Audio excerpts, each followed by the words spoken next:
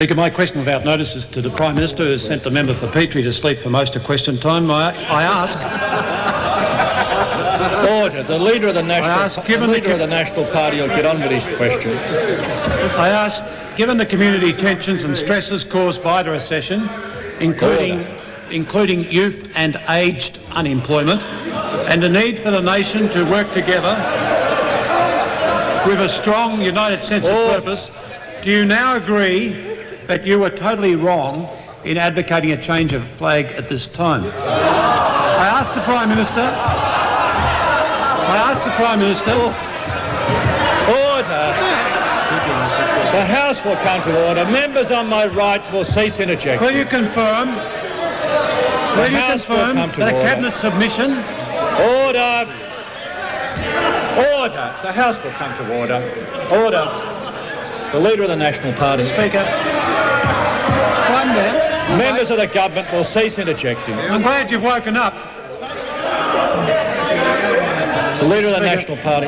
Order. The Prime Minister, will he confirm that a Cabinet submission on changing the flag has now been drafted and presented to him? The member for Richmond further ask the Prime Minister, has the government also prepared a discussion paper on making Australia a republic? Will this paper ever be released? And will you, in the national interest... Order. ...and prioritising on getting this economy back on the rails, now drop your divisive plan to change our great national flag? Order. The House will come to order. The Honourable Prime Minister, the Minister for Resources will cease interjecting. Demonstration of intellectual incapacity and sterility. They've had it from the Leader of the National Party. That is the dead hand, representing the dead hand that was laying upon Australia for most of the post-war years, the lowest common denominator politics from the country party, the conservative rump of the conservative force in Australia. What we see is a question that wouldn't go a round or two at a Labor Party youth conference. That wouldn't cut the mustard at a young Liberal Party barbecue.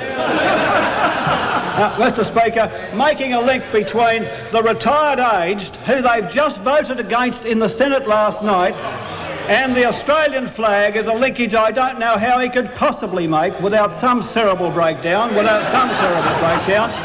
And then, of course, Mr. Speaker, and the other linkage is we're supposed to be redrafting a Republican Constitution. Mr. Speaker, the fact of the matter is, it demonstrates just how bereft the opposition front bench is. That's the standard of the question. Order. And he was saying, Mr. Speaker, that the member for Petrie might have dozed off or something. They certainly woken up with as a result of that question, which I've often said, Mr. Speaker, I've often used the term, it would make a cat laugh. Now, Mr. Speaker... Order. Does the member for Bass on a point of order? Point of order, Mr. Speaker. Order. Standing order, 145. He was asked specifically, what are you doing with the flag? Order. What are you doing with the flag? Are you changing it or aren't you changing it? Why doesn't he answer? There is far too much noise. Why doesn't he answer? Order. Members on both sides of the House will cease interjecting. Order. Order. If the member for Mayo interjects anymore, he'll catch the early plane. Does the member for Mayo wish to continue, does he?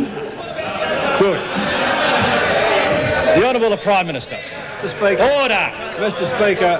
Order. Mr. Speaker, the opposition last night voted against the aged in the Senate. Yesterday we had the disgraceful circumstance of an opposition frontbencher actually countenancing euthanasia as a way of dealing with the AIDS problem.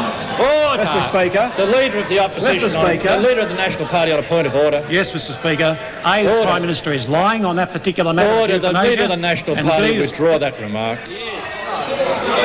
I have a letter here from Senator Alston withdraw the remark showing that the Prime Minister is deliberately lying on that particular point. Order. The House will come to order. The House will come to order. The Leader of the National Party withdraw that remark. Speaker, I withdraw, and I ask the Prime Minister to withdraw his accusations unfair and untrue about Senator Alston. Order. There is no point of order, and the Leader of the National Party... Standing order 145. Order. There is no point of order. A separate matter. Order. The Leader of the National Party has taken a point of order. that the Prime Minister, in his view, made a remark that a member has refuted. Now, the Prime Minister and other members can make remarks that they can allege that others have said, and people have the right to correct the record. Now, the Prime Minister and other members who wish to do that are in order. The Prime Minister is in order. There is no point of order. The Leader of the National Party will resume his seat. The Prime Minister. It's their question. If they don't want answered, I won't answer. I take points of order. I don't. Mr. Speaker, these people voted down a long-run saving provision for the aged. You referred to the youth and the aged. The youth and the aged and the flag. The youth, the aged and the flag. And on the youth, you were happy to let 7 in 10 of them not even complete secondary school. And when this government now tries to not only lift the participation rates, but at the same time... The House will come to order. Does the member for Bass have a point of order? What are you finished, Domingo? The member for Bass. The honourable member for Richmond. Thank you.